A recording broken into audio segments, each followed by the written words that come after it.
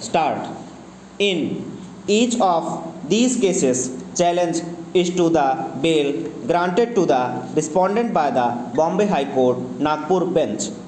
Since all these appeals have a common matrix, they are taken up together on the basis of allegations that respondents were guilty of having committed cheating, preparing forged and false documents for the purpose of cheating, using the said documents as genuine abatement of crime, committing criminal breach of trust by forming criminal conspiracy in furtherance of their common intention.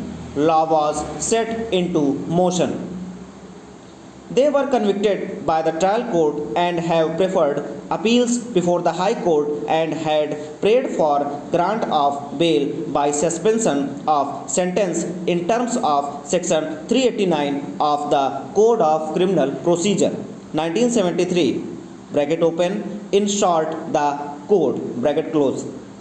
The High Court primarily granted bail to each of the respondents on the ground that bail was granted during trial and the liberty was not misused. Further ground indicated was that there was likelihood of delay in disposal of the appeals. In the case of respondent Madhukar, it was stated that the evidence appeared to be scanty against him. Questioning correctness of the order passed in each case, Learned Counsel for the State submitted that there was a large scale of manipulation of records resulting in manipulation of results of the candidates, and each of the respondents had a definite role to play. Apart from the cases where they have been convicted, large number of connected cases are also pending. In the case of respondent Madhukar, two cases under the Prevention of Corruption Act 1988 bracket open, in short the PC Act bracket close, were pending. In one case, the said accused had offered bribe to the investigating officer and was caught red-handed. It was submitted that considering the gravity of the offence, the sentences were directed to run consecutively in terms of Section 31 within bracket 1 of Code.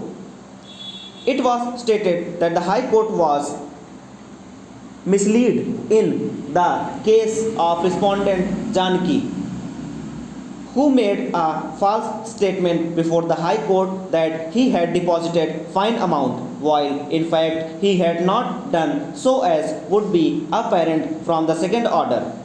It was essentially submitted that without indicating any plausible reason contemplated under Section 389 of the Code, the bail was granted. The seriousness of the allegation, for which the accused respondents have been already convicted, has been completely lost sight of.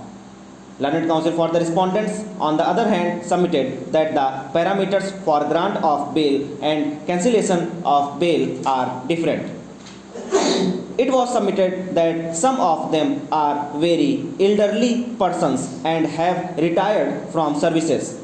It is not a case where any irrelevant factor has been taken into consideration.